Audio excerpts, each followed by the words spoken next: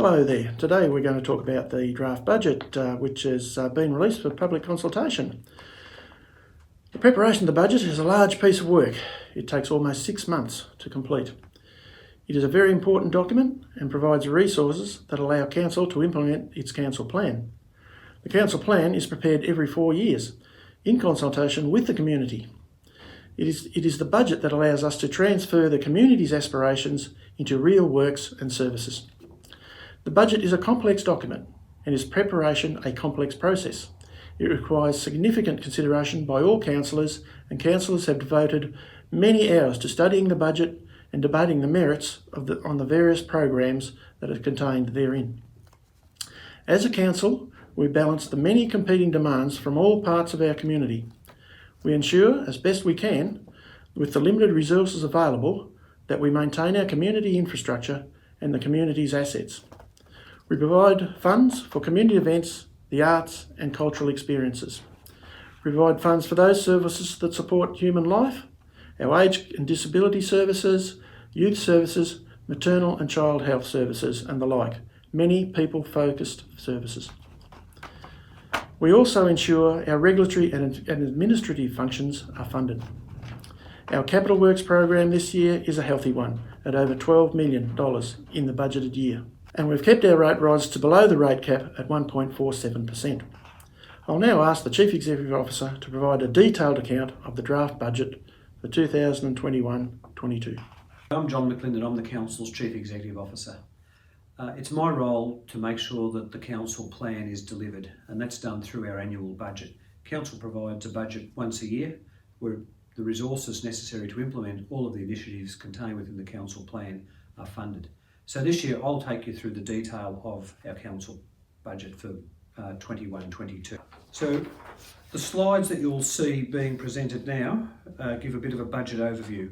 The organisation proposes a revenue of $62.5 million for the coming 12 months, an operating expenditure of $51.6 million and a capital works program of $26.4 million. Now I know when you put operating and capital together it comes to more than 62 million, but some of those activities are funded from other sources. We're running a budget that will see us running very close to the line with a budgeted surplus of $102,000.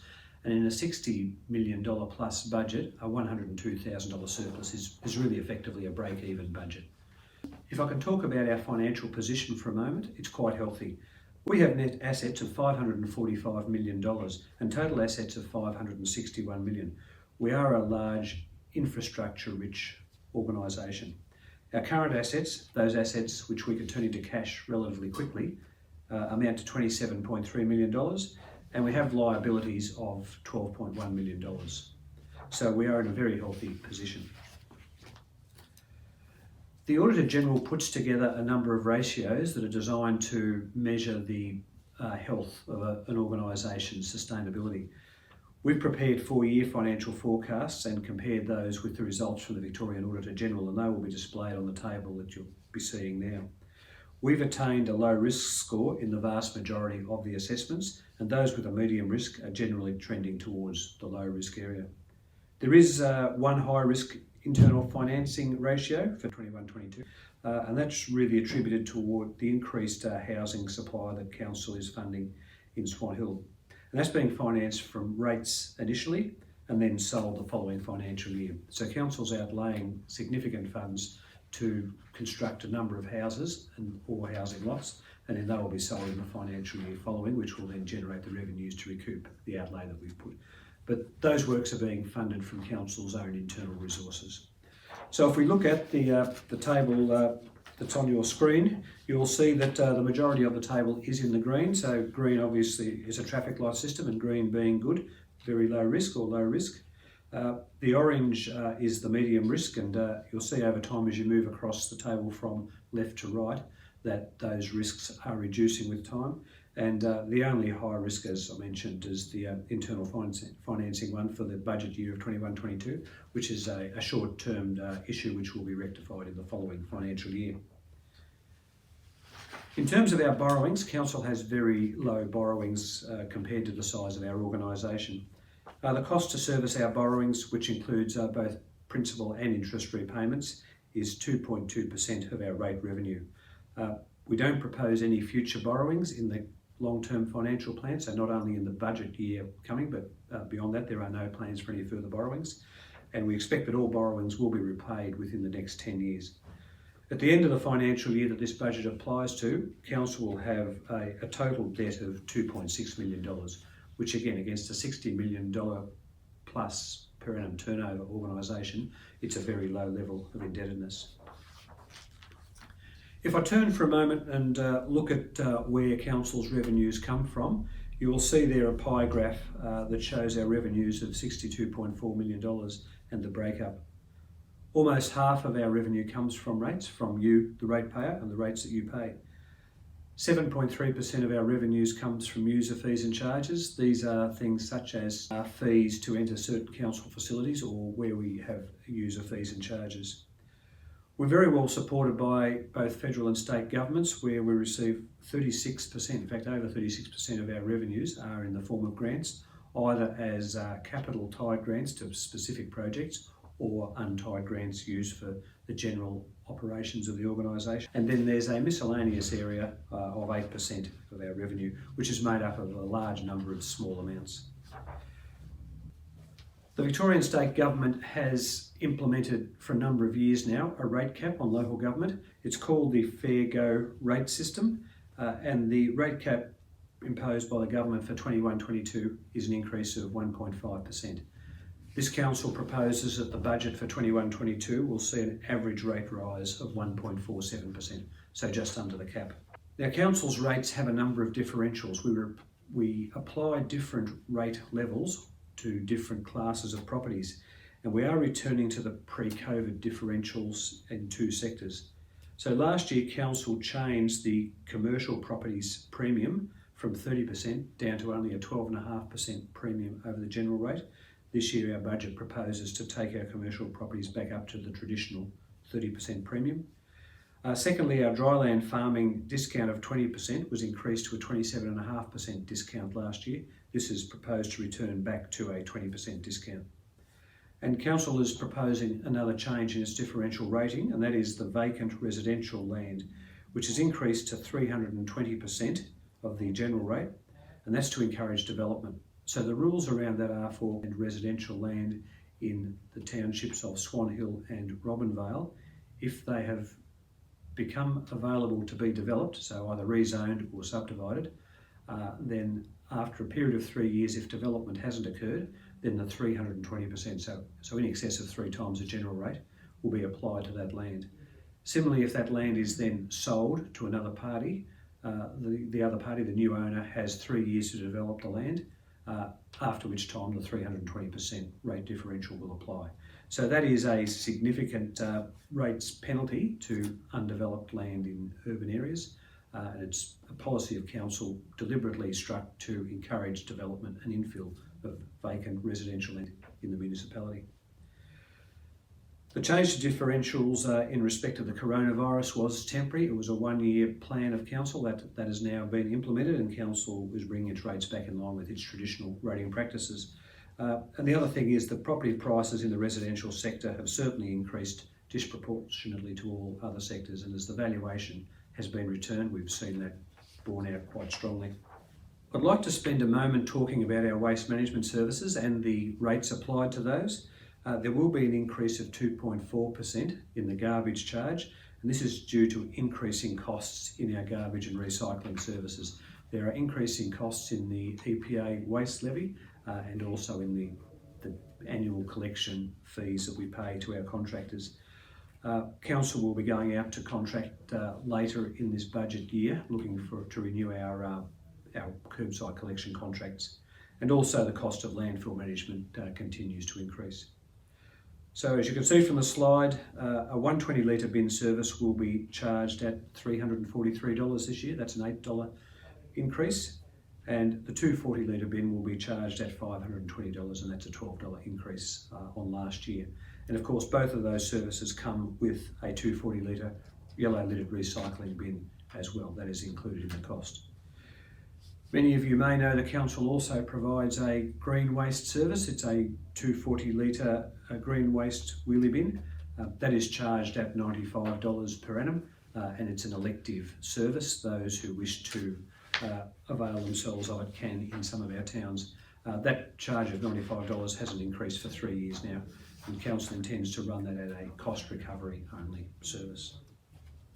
I guess people are interested not only in what they have to pay in terms of rates, but also what they get for their money. What will Council be spending our budget on in the coming 12 months? The ongoing delivery of services to the general ratepayer, our run-of-the-mill core business services, will cost just over $40 million in the coming financial year, and we'll have a capital works program of $26.4 million. You can see on the table on the slide that property will get $11.9 million, and that will be in refurbishments, maintenance and capital renewal. We're spending $1.7 million on plant and equipment, and that will primarily be our road making and construction fleet and the renewal thereof. Infrastructure will see an investment of $12.6 million, infrastructure being our roads, drainage, footpath network and the like. And culture and heritage assets will see funding to the tune of $160,000. Now these will be funded by rates and by grants and contributions in the amounts that are shown on the table that you're now viewing. Moving on to services in 21-22, some major service areas include economic development, our livestock exchange, the pioneer settlement, our public health and regulatory services, family and children's services, aged and disability services, Meals on Wheels, libraries, parks and gardens, recreation facilities including swimming pools and sporting grounds, leisure centres and the like, public conveniences, public lighting, tree maintenance, roads, footpaths, drainage, waste management, and other internally focused services such as governance, financial control and other administrative functions. At Swan Hill Rural City, we say that we provide 55 services to the community. You will find that the services that we provide in terms of our core services are the same as all local governments across the state. And there are local variations as to some particular services. I guess one variation that the Swan Hill Rural City operates is the Pioneer Settlement.